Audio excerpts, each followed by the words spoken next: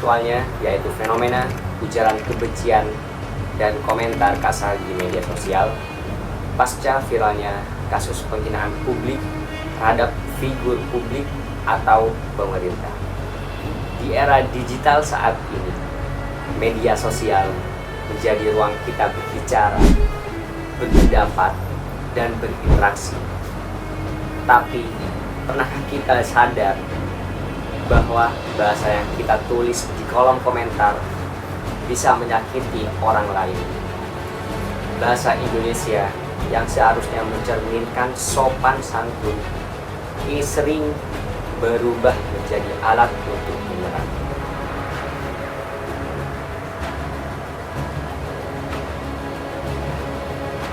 Baru-baru ini, media sosial diramaikan oleh hujatan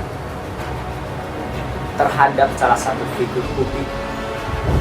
Setelah pernyataannya viral, kolom komentarnya penuh dengan kata-kata kasar, hinaan, dan ejekan. Fenomena seperti ini bukan hal baru. Setiap kali ada isu viral, ruang digital kita seolah jadi ajang pelampiasan emosi. Disinilah tantangan kita sebagai pengguna bahasa Indonesia. Apakah kita masih mampu menjaga kesantunan dalam berbahasa di dunia? Menurut data dari WA Sosial tahun 2025, lebih dari 79% masyarakat Indonesia aktif di media sosial. Artinya, hampir semua orang kini berkomunikasi melalui teks. Namun, komunikasi digital membuat kita sering lupa akan norma kesantunan bahasa.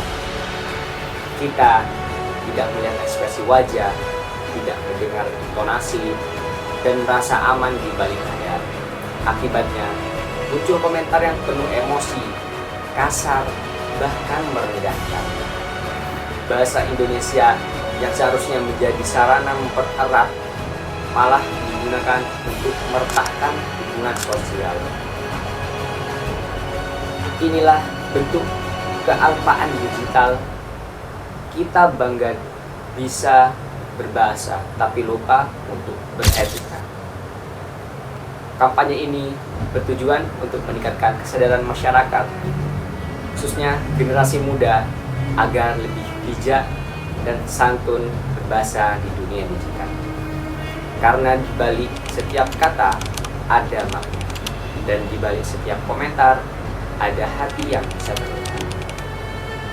Mari kita ubah media sosial dari tempat konflik menjadi ruang edukasi, dan ujaran kebencian menjadi ruang apel. Melalui kampanye ini, saya ingin mengajak semua media sosial untuk bergabung dalam gerakan #bijak-berbahasa. Kami menggunakan berbagai media seperti video edukatif di Instagram dan TikTok, infografik tentang etika berbahasa, tantangan #bahasa santun challenge. Karena bahasa Indonesia bukan hanya soal benar ejaan dan tata bahasa, tapi juga benar dalam sikap dan makna. Setelah kampanye ini berjalan, banyak responden menyadari bahwa ternyata mereka sering terpancing emosi saat berkomentar.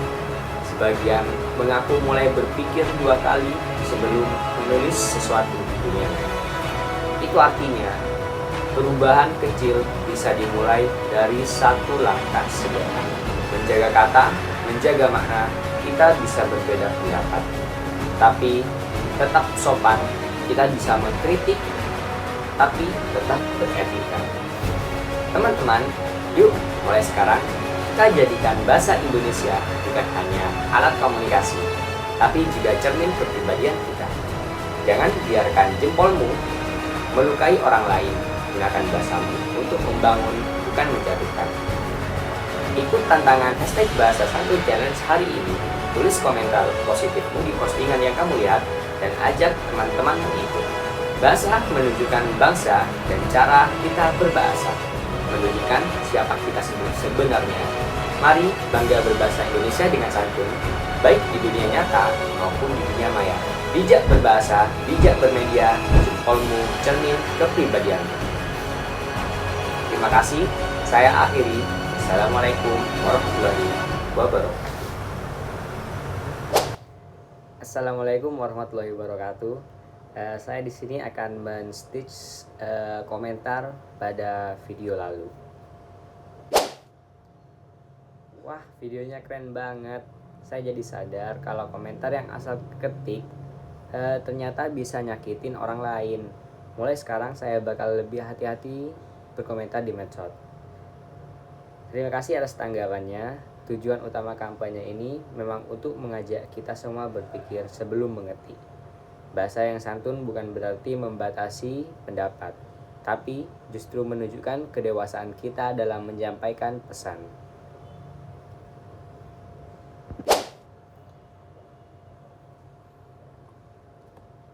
Terus ada komentar yang ketiga, yaitu topiknya relevan banget sama kondisi sekarang. Banyak banget pengguna media sosial yang gak peduli dengan etika berbahasa. Salut sama kampanyenya. Terima kasih atas apresiasinya. Memang benar, kesantunan bahasa sering diabaikan di dunia maya. Kami berharap kampanye ini bisa menumbuhkan semangat untuk santun meski berada di ruang digital yang bebas. Jadi, terima kasih untuk semua komentar dan dukungannya. Melalui kampanye ini, kita belajar bahwa dunia digital adalah cerminan dunia nyata. Mari jadikan bahasa Indonesia bukan hanya alat komunikasi, tapi juga sarana menjaga persatuan dan sopan santun bangsa. Terima kasih, saya akhiri. Wassalamualaikum warahmatullahi wabarakatuh.